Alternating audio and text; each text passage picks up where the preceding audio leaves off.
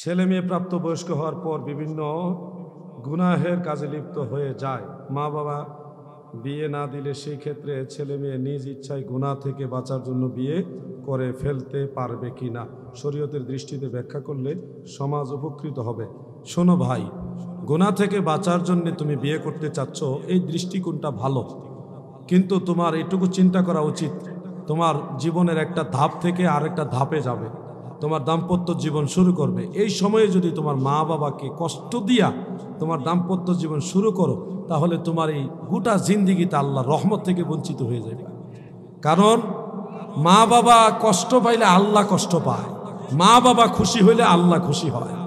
মা বাবার খুশির সাথে আল্লাহ তাআলার খুশি এটা সম্পৃক্ত। রেদাউল ওয়ালিদাইনে রেদাউর রাব্বি, মা বাবার সন্তুষ্টিতার সাথে আল্লাহর সন্তুষ্টি এটা সম্পৃক্ত।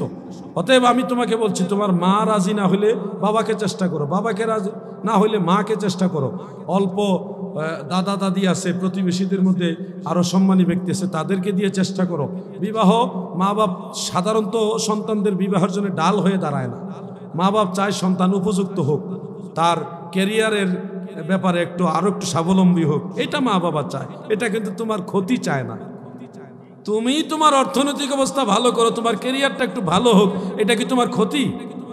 তোমার ভালো চিন্তা করতে করতে মা বাবার রাতে ভালো ঘুম হয় না, আর তুমি মা বাপরে ফেলে তোমার ভালো চিন্তা করতেছো।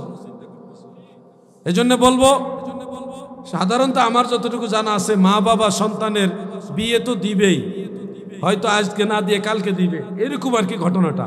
আপনার তাড়াহুড়াটা আপনি ভিন্নভাবে হেকমতের সাথে বায়েস্ট করার চেষ্টা করেন। মা বাবাকে কিভাবে কার কাছে কার মাধ্যমে বললে এটা সমাধান হবে সেটা চেষ্টা করেন, কিন্তু মা বাপকে বাদ দিয়ে কাজ করলে আল্লাহর রহমত পাইবেন না। গোটা জীবনটা আপনার অশান্তিতে কাটবে, শান্তি পাইবেন না ভাই।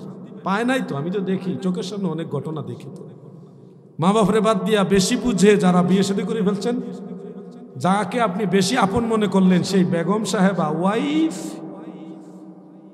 এই ওয়াইফ একটা খানে দরজাল হয়ে আপনার ঘরে ঢুকছে।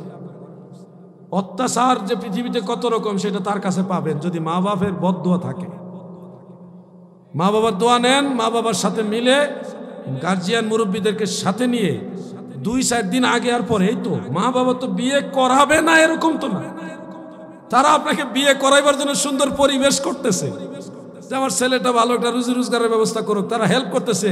ছোট্ট শিশু দূর বাচ্চা ছিলেন, এই এতটুকু বাচ্চা ছিলেন আপনি, আপনারা খাওয়াইয়া পরাইয়া প্রস্রাব পায়খানা পরিষ্কার করে কাপড় চোপড় কিনা লেখাপড়া করাইয়া মানুষের সাথে কত কষ্ট করে লেনদেন টাকা পয়সা দিয়া এতটুকু করলো আপনাকে, সেই মা বাবা আপনার বিয়ে করাবে না, এটা কি হয় নাকি?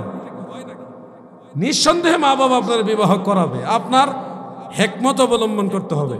একান্তই যদি এরকম জরুরত হয় যে আমার বিয়ে ইমিডিয়েটলি করতে হবে, তাহলে গার্জিয়ানদের মধ্যে মা বাবার কাছে ডাইরেক্টর বলা যায় না, দাদা দাদি আছে তো, যাদের মিডিয়া নিয়ে মা বাবার সাথে কথা বলতে পারেন, শেয়ার করেন না, শেয়ার করলে সমাধান হবে।